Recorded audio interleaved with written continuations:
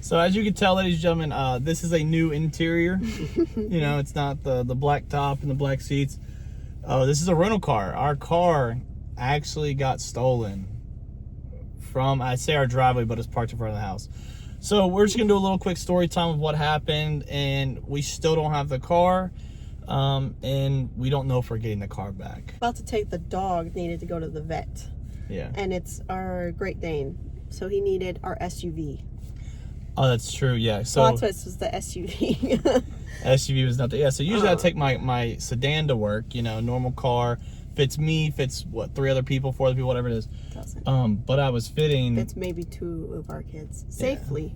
Yeah. So I couldn't fit the Great Dane, so I was going to take the SUV. I walk outside. There's no SUV. I walk upstairs. You know, I'm groggy, and I shake Katie. I'm like, hey. And he goes, "Did you move the car in the middle of the night?" So this is the first night she's ever stayed awake after me. So I went to sleep before playing her. a video game. Yeah, the new video game came out, so she's playing a video game. So she went to sleep after me. So that's what it was like. My brain couldn't comprehend. I was just like, "Did you move the car after I went to sleep? Like what?" And then she was like, yeah, "No." down the street to hide it from him. Hee hee ha. And she said, "No, you idiot." Because I love to walk home at 4 in the morning in the pitch black And she said, by "No." myself. And she said, "No, you idiot. Our car got stolen. Call the cops." I look out the window and it's not there, and I was like, "Why are you waking me up and not calling the cops?"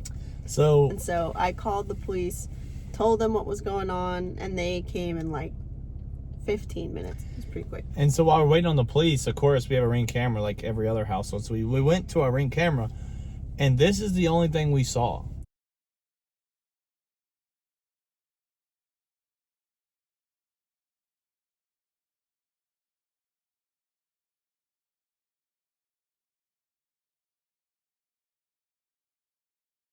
That's the footage we got.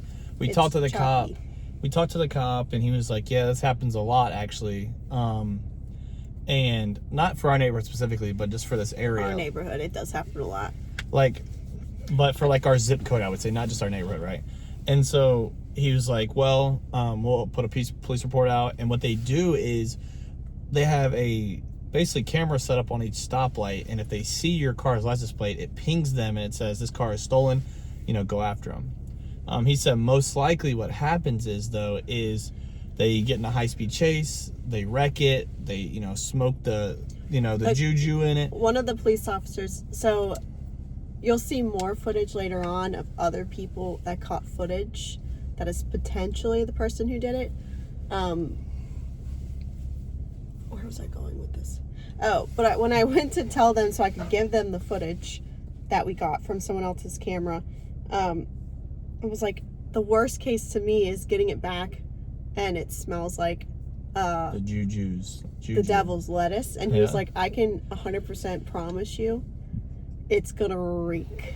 Yeah, so it's like, so then what we did is we talked to the cop. He's gonna open the police report, right? And then we called the insurance, and we did the whole claim, and we got a rental car, is what you see right here.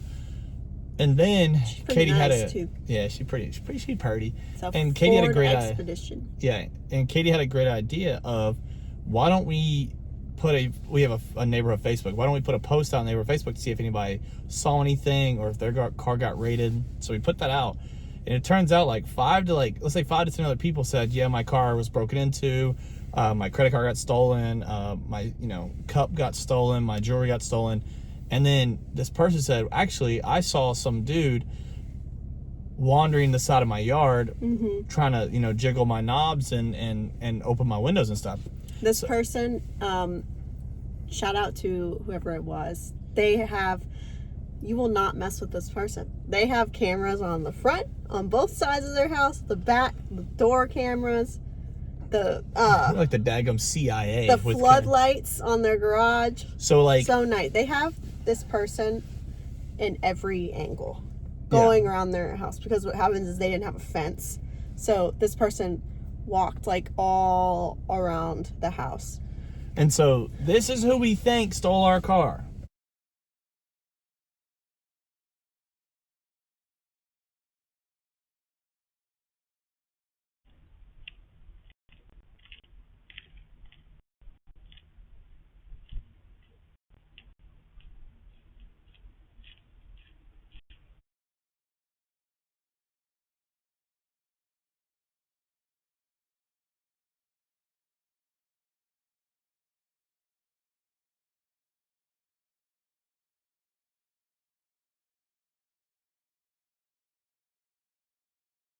Yeah, and in the footage you can see the way that they were doing it. Please, please, please, please always lock your doors, because that's why you get stuff stolen. Because literally in the clips you can see him pulling the doorknobs, and if the doors were locked, they walked away. Yeah.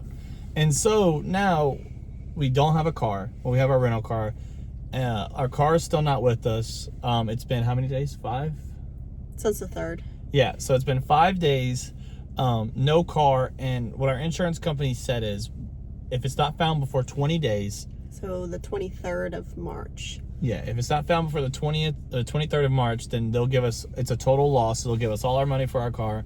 We'll be out from underneath our car, and then we'll be able to buy a new car. Hopefully next week.